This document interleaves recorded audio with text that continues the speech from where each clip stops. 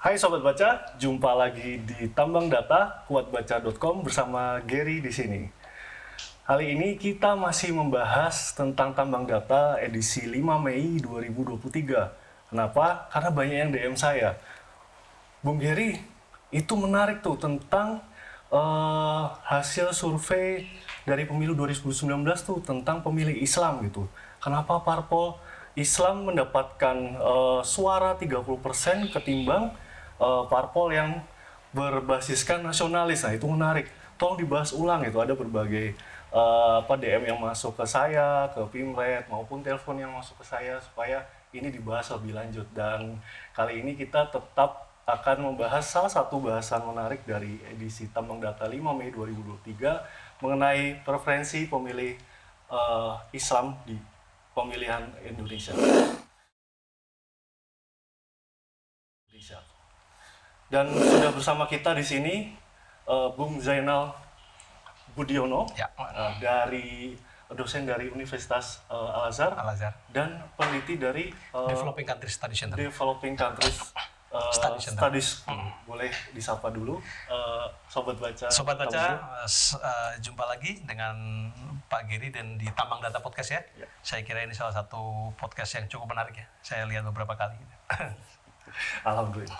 Dan ini Bung Zainal, kita monitor bersama ya, dari Tambang Data 5 Mei itu kita beberapa minggu sampai hari ini kita monitor, ternyata kok beberapa lembaga survei ini juga ternyata masih memperhatikan pemilih dari kalangan Muslim ya gitu.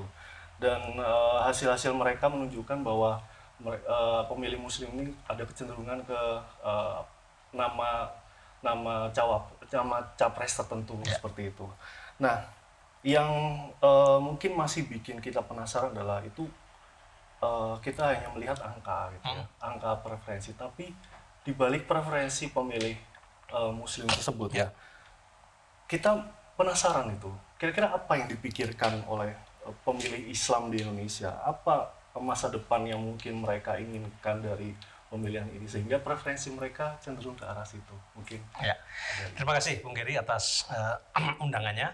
Yang pertama mungkin tema ini memang menarik karena selama ini pemilih Muslim itu dianggap sebagai sesuatu yang menentukan, tapi kadang-kadang kurang digarap seperti itu ya. Padahal kalau kita amati secara kuantitatif gitu ya, di populasi DPT misalnya, ya pasti jumlahnya sangat besar gitu, sekitar 87 sampai 90%. Mengapa demikian? Ya ini linear dengan jumlah penduduk kita, di mana agama terbesar adalah majority adalah agama Islam gitu ya. Nah, terkait dengan preferensi pemilih Muslim, saya kira ini tidak tunggal ya, karena memang dalam beberapa kali kalau kita runut sejarah, bahkan kita mundur sejenak ke pemilu 55 yang dianggap sebagai pemilu demokratis pertama, itu suara umat Islam itu kalau digabung itu sekitar 43%, yaitu Masyumi dan NU. Nah, sejak saat itu kita sudah bisa melihat bahwa ternyata suara partai Islam ini, suara pemilih Muslim ini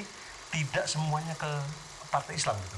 Kan waktu itu bayangannya kalau karena kita habis merdeka, mungkin belum banyak pembangunan politik, pendidikan politik belum begitu berjalan, banyak asumsi yang mengatakan bahwa nanti pemilih Islam memilih partai Islam segala macam. Faktanya tidak. Justru partai yang menang adalah PNI diikuti oleh Masyumi, NU dan sebagainya. Artinya apa? Bahwa memang pemilih Muslim di Indonesia itu tidak selalu identik dengan agama dalam memilih, tetapi mereka mempertimbangkan kedekatan-kedekatan yang lain, terutama kedekatan suku, kedekatan visi atau cita-cita, dan juga yang terpenting tentu saja adalah kedekatan program yang ditawarkan kalau di era sekarang ya. Nah, secara teori preferensi orang memilih dalam teorinya itu mungkin bisa dikatakan sampai 5 sampai 6. Tetapi yang 3 yang utama yang sering disebut adalah, yang pertama adalah orang memilih karena kedekatan, baik kedekatan identitas, kedekatan latar belakang maupun kedekatan tradisional yang lain. Apakah ini salah? Tidak, karena itu sah-sah saja. Yang kedua adalah orang memilih karena satu kejadian yang luar biasa, sehingga biasanya kejadian yang luar biasa itu memunculkan tokoh gitu ya, sehingga tokoh itu kemudian dalam waktu cepat gitu tiba-tiba menjadi tokoh yang kuat gitu ya. Itu mungkin kita bisa lihat di beberapa pemilu di negara lain ya, mungkin seperti Aung San Suu Kyi tiba-tiba menang waktu itu ya di Burma, ya sebelum demokrasinya hilang sekarang gitu ya. Iya. Nah itu yang kedua itu. Nah yang ketiga adalah orang yang memilih secara karena kebijakan, karena program, karena visi misi. Nah 3 ini kalau kita kategorisasi, yang pertama tadi karena memilih dengan kedekatan dan identitas itu adalah pemilih tradisional gitu ya. Yang kedua adalah karena sesuatu yang tiba-tiba meledak, isu yang penting dan dia langsung tertarik, ada epicentrum isu gitu yang dia ke bawah, itu pemilih emosional. Dan yang terakhir adalah pemilih karena kebijakan adalah pemilih yang rasional seperti itu. Nah, di mana yang terbaik? Tentu kita kalau di era demokrasi modern sekarang ini tentu kita ingin pemilih semuanya rasional. Tetapi itu kan sebuah keinginan yang terlalu tidak berpijak di bumi istilahnya gitu ya. Karena apa? Even itu kita tinggal di Amerika sekalipun, nggak mungkin semua pemilih itu rasional. Pasti ada yang tradisional, pasti ada yang emosional. Karena itu adalah sunatullah istilahnya, atau hukum alamnya begitu. Nah, dengan format semacam ini, kita melihat bahwa umat Islam itu juga terbagi ketiga ini. Karena apa? Karena sebuah teori dibangun itu berdasarkan perilaku dari masyarakat pemilih yang ada di negara tertentu gitu ya. Dan ini kadang-kadang juga mix atau cocok dengan di negara yang lain. Nah, dari sisi itu saya melihat bahwa preferensi umat Islam di Indonesia itu saya kira terbagi antara bagaimana dia ke agama dan juga ke negara. Saya kira itu dari awal sudah kelihatan lah dari potret dari pemilu 55. Mungkin itu dulu Bang sebagai awal. Baik. Nah, 3 faktor pendorong ini bagaimana yang mempengaruhi preferensi umat Islam ini dari mulai kedekatan, kemudian emosional, lalu ada rasionalitas ya. Dalam pilihan mereka ini, saya pikir kalau bagi saya pribadi gitu ya, ini cukup menghilangkan kekhawatiran sebenarnya, karena kita selalu disajikan hasil-hasil kuantitatif. Misalnya bahwa pada bulan ini pemilih Islam cenderung ke arah sini, bulan berikutnya berbeda lagi gitu. Jadi kalau seperti itu rasanya kayak politik membeli agama. Kering gitu ya? Iya, kering sekali. Itu yang saya khawatir. Jadi alasan-alasan ini cukup menyegarkan kalau saya pikir ya. Jadi pemilih cukup rasional karena mereka juga punya budaya, kalau tidak rasional mereka punya budaya yang cukup tradisional. Betul. Bagi apa yang kita sering dengar sami nawato. Iya. Saya dengar, saya taat gitu ya. Jadi sama pemimpin sama atau pemimpin sama gitu. patron. Nah, dalam politik dikenal sebagai patron klien. Iya. Itu nggak salah juga. Nah, memang kalau kita petakan lagi ya Bung Geri ya, bahwa memang di pemilih muslim ini juga ada yang pendidikannya tinggi, tapi juga masih banyak yang pendidikan rendah. Dengan segala hormat ya, memang itu kan fakta di kita. Nah, patron klien ini, Clifford Geertz menulis itu ya, itu tentu punya dasar. Nah, karena memang kekuatan dari tokoh-tokoh lokal ini yang bisa mempengaruhi lingkungannya. Saya tinggal di kampung, di Jepara ya, di Jawa Tengah, memang mungkin masih pada kategori patron klien itu juga, bagaimana tokoh setempat mungkin mempengaruhi pilihan-pilihan masyarakatnya. Apakah sampai sekarang sama? Enggak, tentu berbeda. Tetapi itu masih ada dan mungkin masih besar. Itu juga linear dengan tingkat pendidikan. Kalau kita amati di data BPS terbaru 2-3 tahun terakhir kan tingkat sekolah lulusan di kita itu kan untuk SMA kan masih 20%-an gitu ya. Jadi memang itu problem kita, tantangan kita terutama bagaimana modernisasi politik, terutama modernisasi menuju rasionalitas itu. Tapi di sisi yang lain, ketika bangsa sudah kita anggap rasional sekalipun seperti Amerika, justru pada dua pemilu terakhir yang muncul adalah identitas juga gitu loh. Misalnya MAGA gitu ya, fenomena MAGA, Make America Great Again, yang didengung-dengungkan oleh Donald Trump gitu ya. Itu kan sesuatu yang kita anggap sebagai sesuatu yang sudah primitif gitu loh. Tetapi muncul lagi bagaimana negara sekuat Amerika masih ketakutan kalau identitas mereka hilang gitu. Akhirnya Trump menggunakan itu untuk memobilisasi suara karena dia kalah dalam pemilih rasional, maka dia gunakan itu untuk merayu pemilih-pemilih kulit putih yang kebetulan secara sosial dan ekonomi tertinggal dari pendatang. Dan akhirnya munculkan MAGA, dan untuk pertama kalinya kita melihat dalam sejarah bahwa Donald Trump ketika berakhir diakhiri dengan riot, diakhiri dengan kerusuhan yang luar biasa di gedung parlemen gitu. Dan ini agak aneh gitu, ini anomali. Mengapa terjadi di Amerika yang kita anggap untuk Indonesia sekarang ya, kita anggap Amerika itu sebagai mbahnya demokrasi gitu. Ternyata ada anomali di situ. Nah artinya ya kita nggak jelek-jelek amat lah, kita kira-kira dalam demokrasi semua negara terus berevolusi demokrasinya, dan kita harap bahwa semakin lama demokrasi kita semakin rasional, karena dengan itu maka saya kira tujuan dari demokrasi dibentuk adalah untuk bagaimana menghasilkan sebuah kebijakan yang sesuai dengan sila kelima, yaitu keadilan sosial bagi seluruh rakyat. Kuncinya di situ. Selama itu tidak ada atau belum ini, maka tantangan kita menuju ke sana. Ya, itu menarik juga ya, Amerika itu sekali-sekalinya mereka, kalau boleh ya saya bilang ya, mereka Sekali-kalinya itu. mendengungkan politik identitas, kalau boleh. Ya. Kemudian berujung rakyat. Ya. Berarti kita lebih terbiasa dengan kondisi seperti ini daripada Amerika ya, demokrasi. Ya, kalau kita mau amati, Pak, ya, kadang-kadang orang kita itu kan bicaranya, ya, karena bicara pasti ada latar belakang ya, ada Iya. yang karena keinginan apa gitu ya. Kita ditakut-takuti, wah nanti seperti apa. 2014 dan 2019 itu adalah pemilu dalam tanda kutip adalah yang paling brutal dalam sejarah kita sebenarnya. Karena politik identitas ketemu dengan isu macam-macam, tapi toh tidak ada, dalam pengertian tidak ada korban dalam pengertian, enggak, kita fine-fine aja sama tetangga, yang mungkin bermusuhan sebentar, tapi maksudnya enggak sampai itu gitu loh, bahwa ada di grup WA keluarga yang pecah, iya saya akui, grup keluarga saya juga pecah, ada yang dukung Sama. dukung P, Sama, tapi saya juga. yang menarik adalah setelah itu juga udahlah gitu Iya, ya. betul, Jadi betul. justru kadang-kadang saya melihat mungkin orang-orang barat tuh harus belajar dari Asia, belajar dari Indonesia.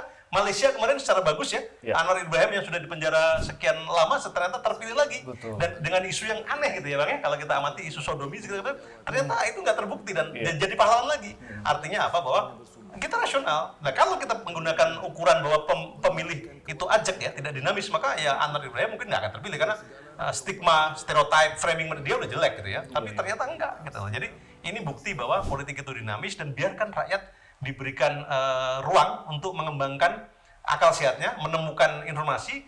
Intinya jangan diintervensi lah, biar informasi dari Kuat Baca muncul, dari lembaga-lembaga lain muncul, sehingga masyarakat, oh ternyata the real fact ini atau fakta yang sebenarnya ini gitu ya. Gitu. Iya. Jadi di beberapa negara Barat kita pernah ngobrol juga seperti di Jerman itu mereka juga ini ya apa namanya dibandingkan Amerika. Iya.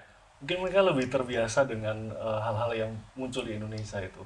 Kira-kira ceritanya seperti apa? Kalau di Jerman memang itu juga sebuah anomali karena selama ini kadang kita mengatakan bahwa partai agama itu cenderung berbahaya segala macam. Loh, Jerman itu dipimpin 2 periode sukses, kapitalismenya sukses dengan partai agama yaitu Kristen Demokrat, CDU, baru berakhir kemarin setelah Angela Merkel turun. Itu pun turun karena sudah 2 periode kan. Iya. Dan selama dipimpin Merkel sebenarnya Jerman cukup maju dan menjadi salah satu prominent power di Eropa, kita harus akui gitu. Iya. Beberapa kali kalau kita lihat statistik Jerman ya, dan saya pernah sekali di Berlin tuh ya luar biasa, udah di Eropa udah salah satu yang inilah ya, ekonomi terkuat ya Iya. sekarang ini gitu.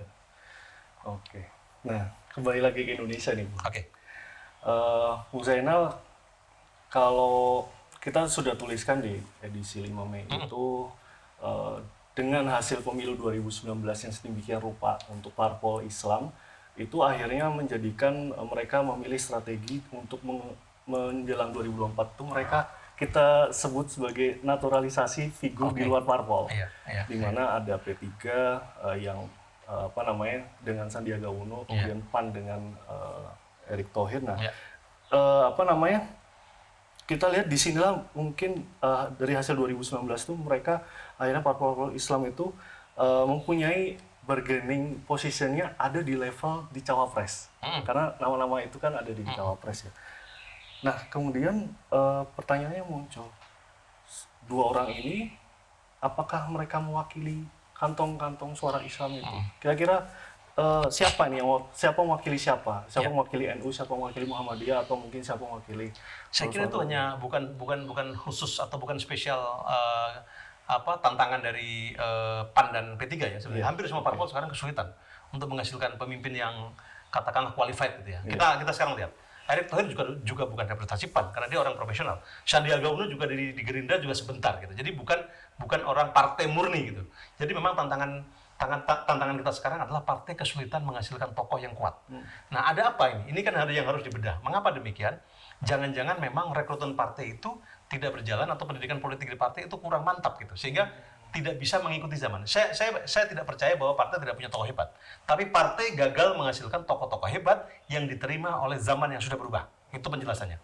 Itulah mengapa muncul tokoh seperti Pak Jokowi yang kita anggap itu sebagai sebuah diferensiasi gitu ya dari politik yang kelihatan elit saat itu. Pak Jokowi muncul dengan gaya yang down to earth gitu dengan rakyat. tapi yang lain belum muncul gitu ya.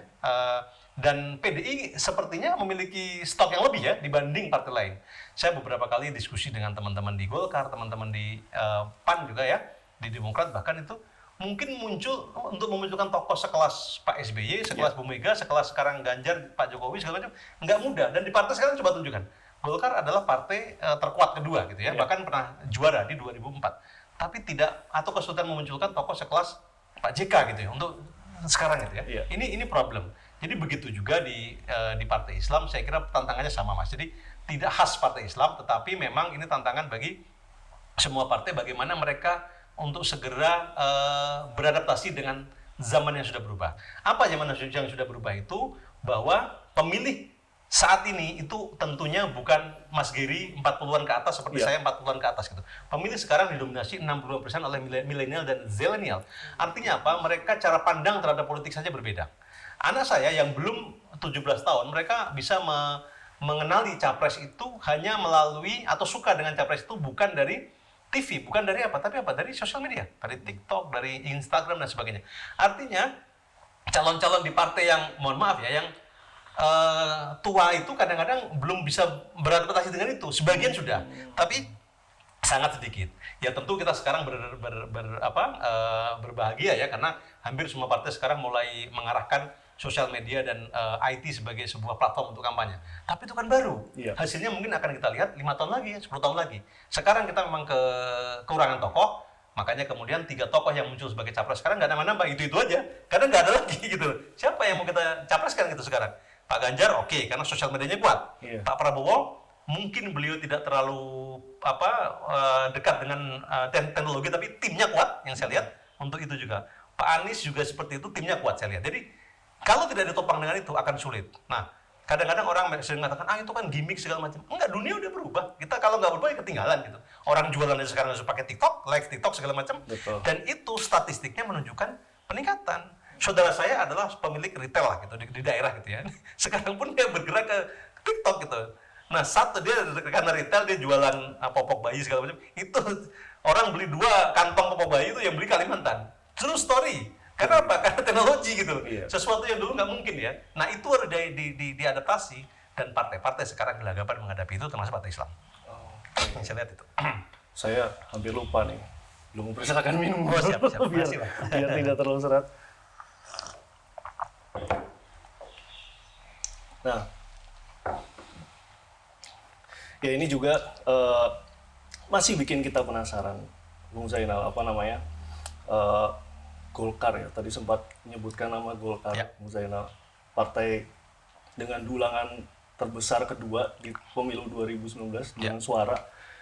Ini kan dari perjalanannya kemarin, kemudian episode sebelumnya juga dengan Pak Ahmad Doli juga menyampaikan bahwa Golkar ini sudah dari jauh sebelum event pemilu 2024 ini dimulai kick off, itu sudah melakukan komunikasi bicara. Artinya Golkar itu pergerakannya bisa ke kemana saja ya, ke kanan, ke kiri, bahkan ke partai-partai yang tengah gitu.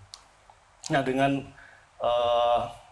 kondisi dari preferensi pemilih Islam ini, kira-kira kemana strategi Golkar selanjutnya ini? Kan terakhir Bung Zainal menuliskan mengenai rencana duet Erlangga Zulhas. Duet Erlangga. Jadi saya kira Golkar ini menarik ya karena dia adalah partai besar, tapi memang dia kesulitan menghasilkan tokoh yang sekelas Ganjar, sekelas Pak Prabowo, sekelas Pak Anies misalnya gitu ya. Maka sekarang yang mereka lakukan adalah buying time menurut saya. Jadi mereka mengulur waktu untuk akan menentukan koalisi pada endingnya itu mungkin pada titik-titik akhir nanti atau pada tahap-tahap akhir nanti.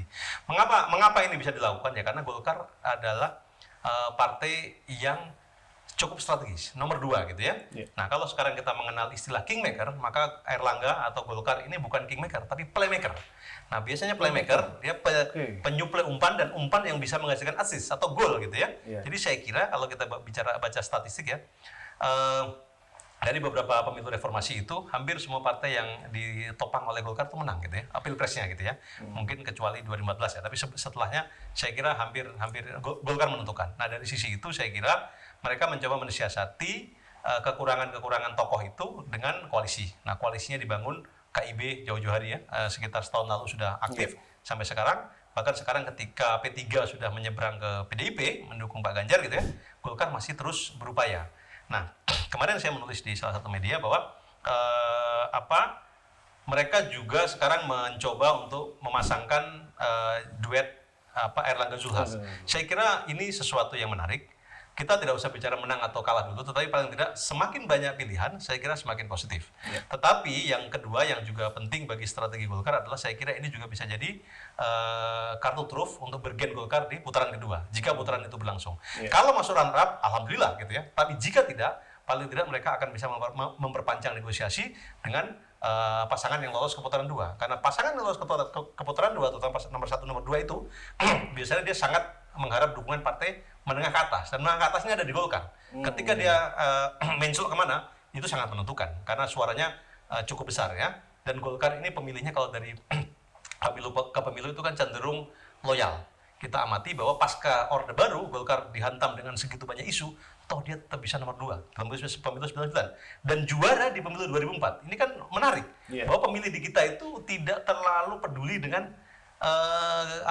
fenomena di elit gitu ya, perubahan segala macam. Pilihannya aja gitu. Seperti keluarga saya milih Golkar, ya Golkar terus gitu. Keluarga saya milih PKB, ya PKB terus gitu. Cukup loyal sebenarnya. Nah, dari sisi itu ini cukup menarik bahwa Golkar akan mencoba menggunakan strategi main panjang gitu ya, extra time gitu ya.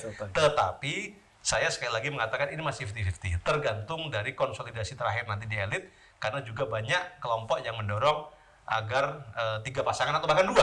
Nah, kita lihat dua-duanya ini sedang berjalan, dan tentu saja tidak cukup kan, tidak bisa Golkar hanya dengan PAN secara suara memenuhi 21%. Tapi kan kampanye tidak cukup hanya dengan itu. Ada uang dan sebagainya kan, karena pemilu kita pemilu terbuka atau sistemnya ya, maksudnya pemilu langsung, dan pemilu langsung itu cukup high cost. Baik. Menarik sekali ya.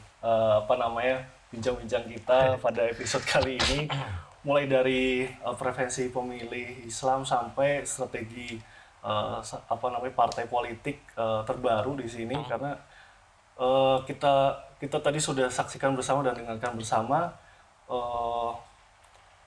Kalau kita disuguhkan banyak sekali data-data kuantitatif, kita juga sebenarnya butuh informasi mengenai apa alasan dibalik data kuantitatif tersebut ya, preferensi.